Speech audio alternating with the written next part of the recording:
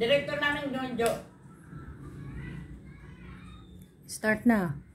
Hello guys! Good afternoon!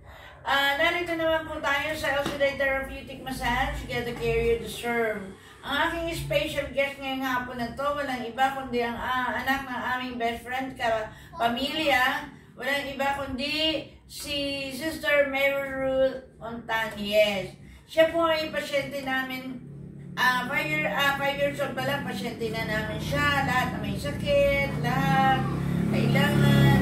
Pagka tinerapi namin ng mami at mama at papa niya, lagi siya, lalo na pag nadulas, may problema sa school, may stiff neck, lahat yan. Lagi yan nagpapatherapy. Kaya ngayon, na totoo lang, isa na po siyang flight attendant. Kaya meron ako ngayong guest flight attendant. Ang ganda, muntik na maging down na kasi paalis na siya this coming September 8. Kaya ngayon pakinggan po natin Ruth Montañez. Ayan.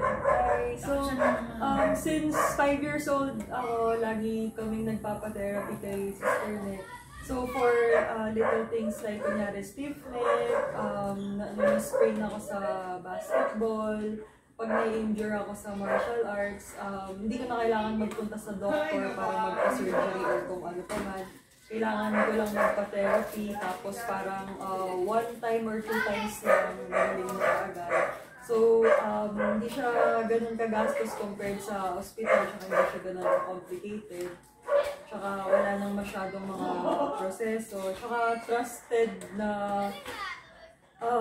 effective naman siya kasi since bata ako, dito na ako nag-realize. Ruth, di ba naging kwart ka din ng LCD Mother Chapter? Tapos, yung mga 14 ako until 16. Yeah. Kaya lang, nung naging busy na siya, ayun. College kasi ako sa UST. So, malayo yung school, doon ako nakatira sa Manila. So, hindi na ako nakapag-join. Ngayon, parang nag-aral ka ng martial arts. Anong inaral mo? Muay Thai, boxing, tapos mga konting takedown, konting MMA. At saka diba parang nag-audition ka para maging, dasan ba yun? Ako sa mga konting short film noong 2019. Pero konti lang yun kasi parang ginawa ko lang siyang pastime noong bakasyon ko sa school. So nakuha naman ako sa casting, tapos may bayad naman yun. Kunyari mag-act ako for 3 days, libre nila yung place, mga pagkain, tapos may talent ako bibigyan. So mga 3 lang siguro yun, saka minsan nagmo-model ako sa mga photoshoot.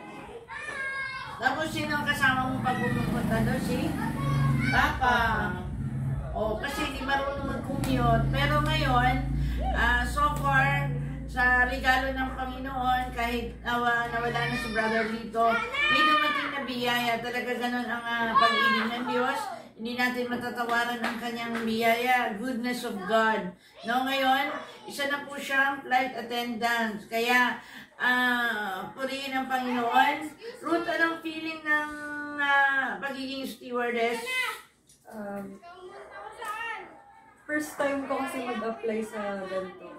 Tapos wala naman ako experience, di rin naman ako graduate ng college, iba rin naman yung course ko. So parang sobrang bago to para sa akin. Wala pa akong experience, so hindi ko pa alam kung anong feeling maging flight attendant. Pero sobrang excited ako kasi doon ako titira sa ibang bansa, tapos new experience, bagong klaseng trabaho sa job ko. Exciting kasi never pa ako nakakapag-travel kahit kailan, so ito na yung chance ko mag-travel. At saka, ayun, excited din ako na mag-isa ako, parang matututo ako mabuhay mag-isa na independently. So, Oo nga, kasi nung araw, sa Assumption po kasi nag-aral elementary hanggang high school. Lahat lagi may kasamang yaya. Kaya ngayon, first time niya ngayon, mag-isa. Lagi niyang pagdating sa trabaho, lagi Papa, kasama si Papa. Ngayon po, mag-iisa nga naman siya, no? Pero ako'y naniniwala, Ruth, kasama mo lagi si El Shaddai, no? Sa lahat ng bagay. Kaya, don't worry, be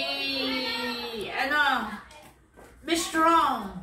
Be strong and take courage, sapagkat sabi ng God, sasamahan kita hanggang sa huling sandali na iyong buhay. Saan ka man pumunta, lagi kitang kasama. Kaya, wala man ang parents mo, mayroong Diyos na laging kasama mo. Kaya ngayon, one more words about God bless your flight. Ano naman ang pangarap mo ngayon sa buhay? What is your plan for you? Hindi ko alam. Wala pa akong plano. Gusto ko lang, parang gusto ko na sana sa ganitong job mag-retire. Parang enjoy ko naman. Sana mag-succeed ako sa ganito.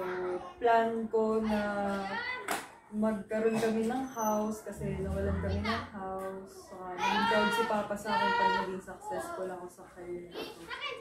Ayun, parang gusto ko... At saka car, no? Ayun, car.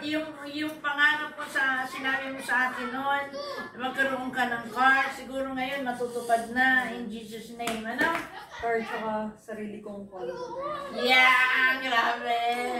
Eh si Mama, paano? Bahay. Bahay. Pero dapat meron din akong condo. Siyempre, one day, bubukod din ako.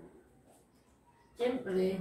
Pero, ano niya si Mama ng bahay. Siyempre, tapos kailangan, siyempre. So, ngayon, napakasaya ng, siyempre ako happy kasi, siyempre, nasubaybayan ko ang buhay nila para na rin kapamilya, lahat yan. Kasama ko na sa prayers, simulat sa Paul. So, ngayon, birthday niyo, happy birthday, Ruth! Sa August 30, birthday niya. What is your birthday wish? Birthday wish ko, walang complication sa pag-alis ko, tsaka maging peaceful yung pag-tira ko doon, tsaka job ko. Yung hindi mahirap, yung smooth lang. Okay. So, yun ang kanyang, at yung wish mo ngayon pa lang, all your wishes be granted in Jesus' name. Amen? Amen. At Amen. lagi ka namin ipapanalangin. At masarap na talaga naman makita mo na isang batang mapagmahal sa pamilya. Ngayon naman may regalo ang Diyos, no? Bihira, sabi nga niya kanina, hindi siya nakatapos ng pag-aral, pero ang talino nito, ang daming talent. Sa totoo lang. Ito ang taga-drawing ng aming drawing na dinadala kay Brother Mike. Mag-drawing ng angel, mag-drawing ng hagdanan na mag-drawing ng Ark of Noah. Nako, ang bilis mag-drawing. Kaya yung mga ibig magpa-drawing, nako, talaga naman, ang bilis. Ganun lang yan, mamaya, tao na, ang ganda. Kaya nung pinag-drawing kami ng Ark of Noah, meron pang, may pusa sa tabi ng Ark. Kaya ang ganda, ang galing, ang daming talent nito. Kaya ako'y naniniwala na ang batang ito ay pagpapalain kay ganda, marunong, at talaga naman, bigay ng Diyos. Nung araw, bata pa ito, nagpapatuturo sa El Shaddai Kaya anak ni El Shaddai din to. Produkto rin ng panalangin. Kaya, Ruth, huwag mong kalilimutan si Mama. Wala na si Papa. Huwag mong kalilimutan si Mama at si Owa, ha? Okay. So, ano man sabi mo? Kay El Shaddai, thank God. Amen? Ay, how about your mga friends? Nagbabay naman ako sa mga friends. Okay, ito na po. Maraming salamat. God bless us all. Thank you.